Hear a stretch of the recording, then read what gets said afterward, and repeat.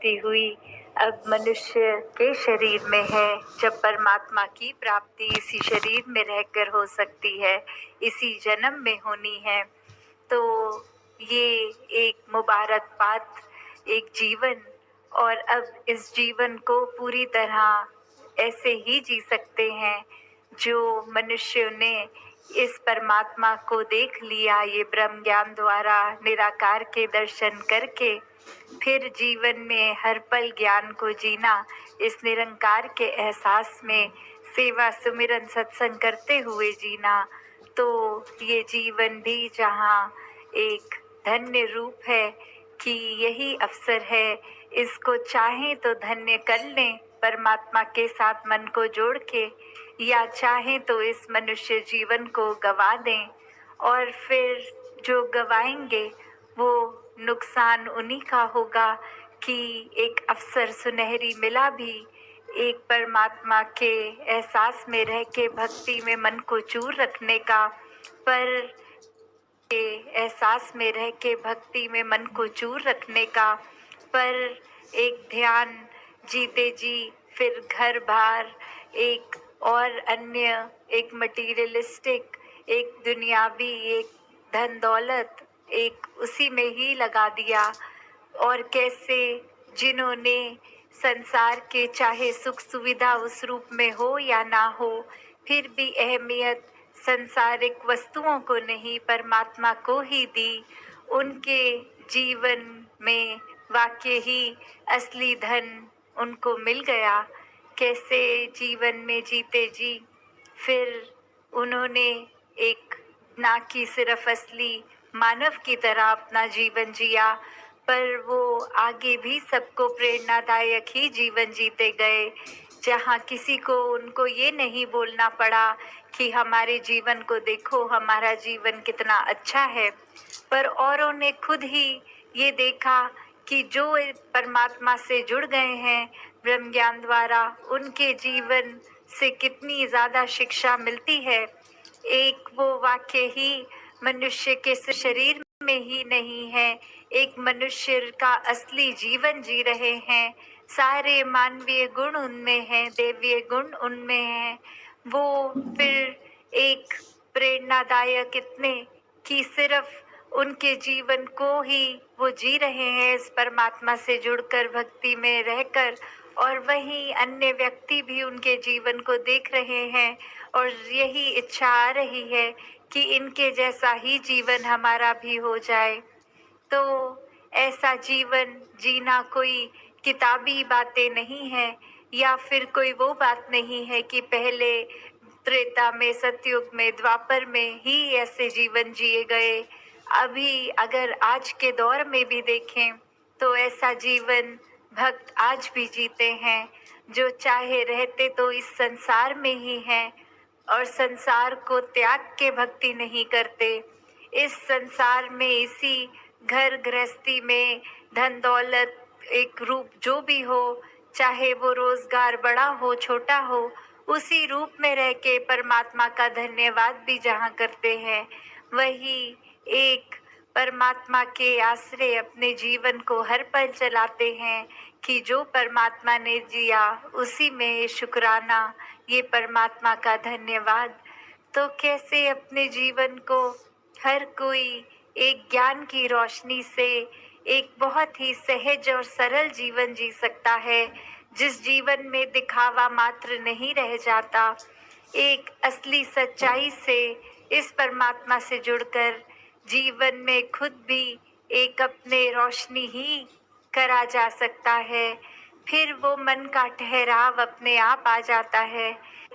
तो भाव वही कि संत जो होते हैं उनको फिर एक दुनियावी माहौल कैसा भी हो, एक आरामदायक हो ना हो, फिर भी एक संत तो उस दुनियावी माहौल में रहते हुए भी उस दुनियावी माहौल से ऊपर ही रहते हैं, एक आनंद की अवस्था में, हर स्थिति में खुद को एडजस्ट करते हुए कि एक जहाँ स्थिति जो है उसको अगर वो सही भी करनी है तो उसमें प्रयत्न करना है। एक अपने दुनियावी रूप में अचीवमेंट सपने बनाकर उस तरफ चलना है। पर अगर परमात्मा को मंजूर नहीं और वो एक कार्य उस तरह से ना हो जैसा सोच रखा है, तो भी एक परमात्मा को कोसते नहीं है भक्त। एक परमात्मा को शुक्राने भाव से यही मन के भाव रखते हैं कि इसी में ही भलाई होगी, इसलिए ये कार्य हम जैसे चाहते थे वैसे नहीं हो पाया। तो कैसे अपने जीवन को भक्तों ने हर समय इस परमात्मा के ही आसपास केंद्रित रखा। ये इंसान अपने अंदर के जो मानवीय गुण हैं उन गुणों को हमेशा एक बढ़ाता चला जाए। और अगर इस मनुष्य चोले में आया है, मनुष्य का शरीर लिया है, तो कैसे वो शरीर का लिया है, तो कैसे वो शरीर का एक हमेशा सदुपयोग ही हो। वो मानवीय गुण अगर नहीं है तो होए कैसे। एक इंसान में सिर्फ प्रेम, प्यार, निम्रता, करुणा, दया इत्यादि जो भी अच्छाइयाँ होनी चाहिए, अगर हम मनुष्य बन के आए हैं तो क्या हम में है वो अच्छाइयाँ कि नहीं, इसका हम खुद ही वो सोचें। और किस तरह अपने जीवन में वो लानी है अपने अंदर, वो सत्संग रूप का जो सहारा रहता है, सेवा का, सुमिरन का। और सबसे पहले तो ये बात कि कैसे हम अपना असली जो हमारा एक आइडेंटिटी है, हम असली में क्या हैं, हम कहाँ से आए हैं, कहाँ को मृत्यु के बाद जाना है और अब जीते जी कैसा जीवन बिताना है, जब ये सही सलीका पता हो। ये तो युगों युगों से संतों ने बताया है कि ये बस ब्रह्म ज्ञान ही है कि जब ऐसा ये अनमोल रतन झोली में पड़ जाता है तो भी यही बात होती है कि हमारा मुख उजला हुआ है और अब हमें वो समझ है कि ये ब्रह्म ज्ञान रूपी दात हमारे पास आ गई है। तो कैसे ये जीते जी भी हमारे लिए ये बहुत उपयोगी है। और मृत्यु के बाद यही है जिससे मोक्ष और मुक्ति का जो बात आती है। तो दातार सभी पे कृपा करे कि ऐसे ही सेवा, सुमिरन, सत्संग करते हुए अपना जो इस प्रभु परमात्मा निरंकार पे एतबार है, ये एहसास करते हुए जीवन जब बिताएंगे तो हम ऐसे कोई अपने आप को स्थिति में नहीं डालेंगे जिसको हम बाद में सोच के ये कहें कि हमने ऐसा उस पल में कर दिया तो ये हमारा ही नुकसान हुआ है। और हम हमेशा बस एक वो जो सही जीवन जीने का सलीका होता है उस तरह से जी सकते हैं। तो आज जिस तरह ये हरदेव वाणी का शब्द है तो उसकी पंक्तियां, हाँ जी। भूखा अगर पड़ोसी है तो तू मिल बांट के खाया कर। तो कैसे हमारे इसमें व्यवहार के अंदर जहाँ अच्छाइयाँ हमें प्रतिदिन और डालनी चाहिए, वहीं दूसरों के हित के लिए कि अगर हमें कोई दिख रहा है कि किसी की स्थिति उस रूप में है कि अगर किसी को किसी चीज़ की आवश्यकता है और वो चीज़ अगर हमारे जीवन में है, चाहे वो कोई वस्तु के रूप में हो या कभी कभी किसी को सिर्फ एक इमोशनली एक मन से सिर्फ एक चाहिए होती है, वो सांत्वना कह लें या जो भी, कि हम अपने मन के रूप में उसको एक तरह से एक राहत दे सकें। चाहे कोई भी रूप हो जीवन में, किसी के पास अगर कोई चीज़ नहीं और हमारे पास वो है तो हम उसको अगर उसके साथ बांटेंगे, अगर हमारे को तो परमात्मा ने ऐसा दिया है कि हमारा ये भंडार भरे हुए हैं, क्योंकि परमात्मा जितना भी देता है हर एक को वो उसके लिए बिल्कुल उतना ही आवश्यक होता है। ये इसी में ही भक्तों ने शुरू शुरू से ही अभी तक भी ये शुक्राना किया है कि दातार तूने जो दिया बहुत अच्छा दिया, जो जीवन मेरे लिए बनाया वो बहुत सुंदर बनाया। उसमें फिर अगर चाहे खुद की शरीर की पीड़ा, आर्थिक प्रॉब्लम्स, कुछ भी ऐसा हो, उसमें भी भक्त तो सिर्फ शुक्राना करते हैं कि क्या पता इससे भी बुरा होना हो, प्रभु तूने तो बचा लिया, तूने तो जीवन बहुत ही संवार के आसान कर दिया है। तो ऐसी स्थिति में भी जब हम अपना आराम, अपनी चीज़ें दूसरों के साथ जो हमें और ज़रूरतमंद भी लगते हैं या हमें नहीं भी लगते, फिर भी हमारा किरदार ऐसा बने कि हम दूसरों से चीज़ें जब शेयर करें, एक उस तरह उनको आराम मिले। तो वो जब हम करेंगे, ये मिल बाँट के पड़ोसी के साथ जब खाएँगे, तो उसका जो एक आनंद हमें मिलेगा, वो हमारा जीवन में जो हमको खुशी देगा, वो हमें कोई वस्तु नहीं दे सकेगी। वो अपने चरित्र को जैसे-जैसे हम निखारेंगे, वो हमको एक सैटिस्फैक्शन तभी मिलेगी। हाँ जी। काम तेरा खुद बन जाएगा, काम तू उसके आया कर।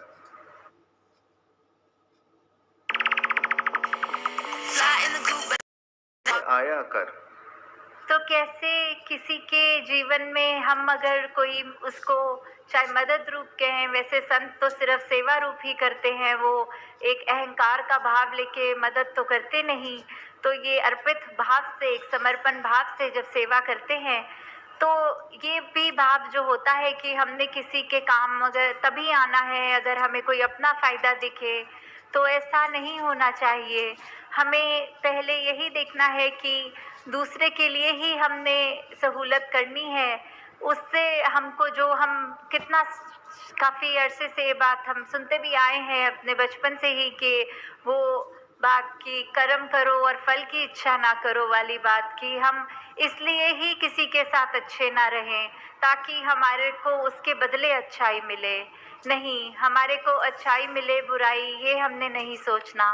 हमने दूसरे के काम आना है और उसमें अगर परमात्मा हम पे कृपा करे, ये निरंकार ने जो करी हुई है हमेशा, तो ज़रूर देगा वो, ज़रूर एक अच्छाई चीज़ ही हमको, अच्छी चीज़ ही उसके बदले। पर अगर बात वही हमारी इंटेंशन की है कि हमारी सोच की है, अगर कोई अच्छा कार्य करने से पहले हम समर्पित नहीं हैं, हम यही सोचें कि ये करने से मुझे इसका दुगना फ़ायदा होगा, तो फिर वो कार्य करने का भी कोई पॉइंट नहीं होता। तो यहाँ भाव सिर्फ इन पंक्ति में यही है कि हमने अपना काम हमारा सवरेगा जब दूसरे का भी हम अच्छाई ही उसको देंगे। पर ये बात हमने मन में नहीं आने देनी कि हमारी अच्छाई हो, इसीलिए दूसरे का काम हम करें। हाँ जी। घर पड़ोसी का बचा ले, अपना घर बचाना जो। तो हमें किस तरह एक दूसरे का सहारा बनना है। अगर हम दूसरे का नुकसान होने से बचाएंगे, तो ही अपने लिए भी, अपने जीवन में भी हम एक सुकून महसूस करेंगे। एक वो बात कि अगर अपना हमें सब सुरक्षित रखना है, तो हमें दूसरे का भी नुकसान नहीं करना। कि नहीं तो अगर हम यही सोच रखेंगे कि हम दूसरे को तो ऐसे तंग कर देंगे, उसको तो परेशान कर देंगे, उससे हमारा क्या नुकसान हो रहा है। नहीं, अगर हमें अभी ये बात नहीं समझ में आ रही, तो परमात्मा थोड़े समय बाद ऐसा कोई स्थिति लाकर सामने खड़ा अवश्य करेगा, जिससे फिर हमें पछतावा होगा कि हमने वो दूसरे का नुकसान ही क्यों किया। तो यहाँ हमें अगर अपना घर सुरक्षित रखना है, तो हमें पड़ोसी का भी घर, हमारी ही जिम्मेवारी है वो। क्योंकि ये संसार एक वसुदेव कुटुंबकम की भावना, ये यूनिटी इन डाइवर्सिटी की बात कि हर कोई अपना है। जब हर एक व्यक्ति में ही ये परमात्मा का अंश बसा है, तो हर कोई ही श्रेष्ठ है। फिर वो बात नहीं कि सिर्फ मैं ही श्रेष्ठ हूँ और दूसरा श्रेष्ठ नहीं है। चाहे वो किसी भी जाति का हो, किसी भी देश में रहता हो, कोई भी कल्चर हो, खान पान का तरीका, मेरे से दूसरे का स्वभाव चाहे कितना भी अलग हो, तो भी वो उतना ही श्रेष्ठ है मेरे जितना ही वो। बल्कि हर एक को ये भाव रखने हैं कि दूसरे तो हमसे ज़्यादा श्रेष्ठ हैं, हमारे अंदर तो कोई लाकत नहीं, कोई ऐसे कर्म नहीं, और बाकी सब में इतने सुंदर कर्म, इतना सुंदर जीवन जीते हैं सब। तो वही बात आ जाती है कि हमने एक दुनिया के लिए एक वरदान बनना है, और कैसे हमने हर एक के लिए कुछ भी करने के लिए अपना जीवन ऐसा ही बनाना है जो एक परोपकारी जीवन हमारा अपना बन जाए। हाँ जी। सुख हर देव उसे देता जा, सुख तूने है पाना जो। तो कैसे हमें सुख को एक अपने जीवन में लाना है, और उसको लाने का तरीका, शुरुआत उसकी हमारी अपनी होनी चाहिए। कोई परिस्थिति हमको कभी सुखी नहीं करेगी। किसी भी परिस्थिति में सुखी होना हम पे डिपेंड करता है, वो चॉइस हमारी है। अगर आधा ग्लास पानी एक व्यक्ति के पास है और दूसरे का एक नाशुक्रा हो सकता है बोल के कि ये काफ़ी नहीं है, मुझे तो पूरा पीना था और परमात्मा ने सिर्फ आधा ग्लास ही दिया। और कहाँ दूसरा व्यक्ति उसी आधे ग्लास में कह रहा है, शुक्र है परमात्मा तूने इतना तो दिया, वरना मेरे होठ तो बिल्कुल पानी की एक बूंद को भी तरस रहे थे। तो हमने अपने जीवन में क्या करना है, किस तरह की सोच रखनी है। शुरुआत एक अच्छाई की हमने करनी है तो किसी दूसरे ने नहीं हमको हमारे अंदर आके वो बदलाव करने हैं। जब हम एक सत्य के साथ जुड़ जाते हैं, जब ये ब्रह्म ज्ञान रूपी दात हमारे जीवन में आ जाती है, जब हम वो सच्चाई पहचान लेते हैं कि क्या हमारे जीवन में है जो हमारे जीवन को एक रोशनी में ही रखता है, किस तरह हमने जीवन को जीना है और क्या है जो हमारी असली पहचान है। क्योंकि शरीरों ने तो हमारे शरीर कितनी योनियों से अगर निकल के आए हैं, तो कभी जानवर, कभी कुछ बनकर, अब जब मनुष्य में बनकर आए हैं तो अभी वो चांस है, वो सुनहरा मौका है हमारे पास कि हम ये प्रभु परमात्मा की पहचान कर सकते हैं। और एक वो पहचान जब हो जाती है तो निश्चित रूप से ही हमने जहाँ अपना तो जीवन सफल करना है, हमने एक संसार के लिए भी एक पॉजिटिव योगदान देते हुए एक सिर्फ और सिर्फ अच्छाई की बात मन में रख के हर एक के दिलों तक एक महक अपने जीवन में खुद जब हो, तो फिर वो फूल जैसे होता है, तो फूल को कहना नहीं पड़ता मैं फूल हूँ। उसकी खुशबू, उसकी मासूमियत, उसकी ये नाजुक जो जो क्वालिटीज़ हैं उसके अंदर, वो जब कोई भी आसपास से गुजरेगा, वो तो सूंघता हुआ खुद ही पहचान लेगा यहाँ आसपास